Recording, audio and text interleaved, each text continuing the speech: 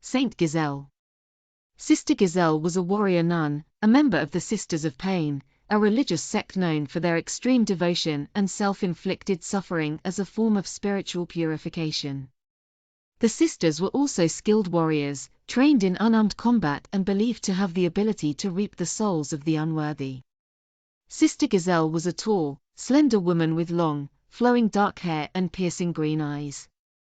She was clad in the traditional garb of the Sisters of Pain, a simple black dress adorned with silver trim. She wore a pair of sturdy black boots and had a leather belt with several throwing knives strapped around her waist. Giselle had a strong, regal bearing, with a proud and noble countenance. She was a formidable warrior, with quick reflexes and a sharp mind that allowed her to anticipate her opponent's moves and counter them effectively. Despite the hardships she had faced in her life, Giselle's face bore few signs of wear or stress. She was a woman of great strength and determination, and her faith in the goddess gave her the courage and resolve to face any challenge that came her way. Giselle was on a mission in the twisted forests of the Shadow Heights, searching for a way to stop the undead androids that were infiltrating and permanently darkening the peaceful villages along the Typhoon shore. The Shadow Heights were a dark and dangerous place, filled with twisted trees and shadows that seemed to twist and curl around her as she moved through the forest. Giselle knew that she had to be careful, for the forest was filled with all manner of dangers, from wild beasts to dark creatures that lurked in the shadows. But Sister Giselle was not afraid. She was a warrior nun, trained in the arts of combat and filled with a fierce determination to serve the goddess and protect her people. And so she pushed on, her faith in the goddess and her own strength driving her forward as she sought to put an end to the dark and dangerous forces that threatened her people. As Sister Giselle made her way through the dark, twisted forests of the Shadow Heights, she was suddenly confronted by a single undead android. This metal monster was unlike any she had ever encountered before, its glowing red eyes flickering with an otherworldly intensity and its metal limbs covered in scratches and gashes. Sister Giselle was not intimidated by the android, however. She had trained for years to hone her skills in unarmed combat, and she was more than a match for this metal monster. With a fierce determination in her eyes, she launched herself into the fray, her fists and feet flying as she engaged in a brutal hand-to-hand battle. The android fought back with all its strength, its metal body nearly impervious to all attacks. But Sister Giselle was relentless, her faith in her cause driving her on. She fought with a ferocity that was born of her deep devotion and her belief in her own strength and power.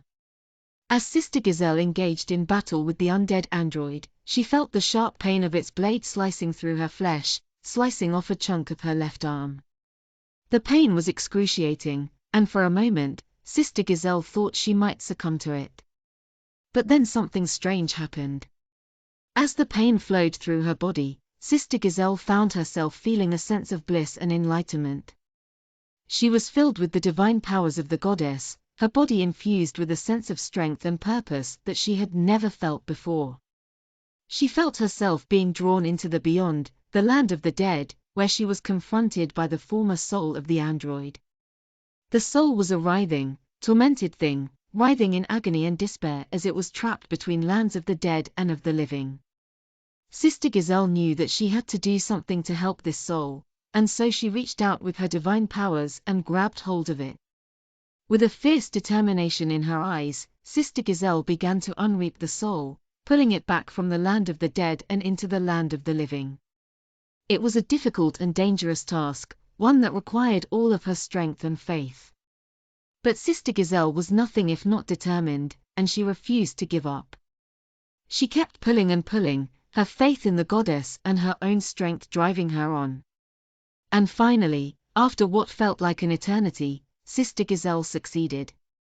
As Sister Giselle released the soul of the android back into the land of the living, she watched as it flowed into the undead android's body.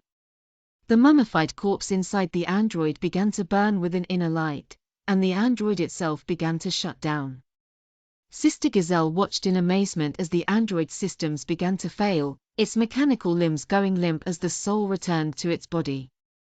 It was a sight that she had never seen before, and one that filled her with a sense of awe and wonder. Finally, after what seemed like an eternity, the android was completely shut down. Its body lay still and lifeless on the ground, the soul that had been trapped inside it now reunited with its physical form. As Sister Giselle stood over the defeated android, she watched as the once immaculate metal surface began to corrode and rust before her eyes. It was as if the very life force of the android had been snuffed out, and the machine was rapidly breaking down. The rust spread quickly, covering the android's body in a thin layer of orange and red. It seemed to consume the machine from within, eating away at its metal frame and wires until it was nothing more than a pile of scrap. Sister Giselle knew that she had done what the goddess had asked of her, and that she had saved this soul from an eternity of agony and despair. And with that, she turned and walked away, her faith in the goddess and her own strength unshaken.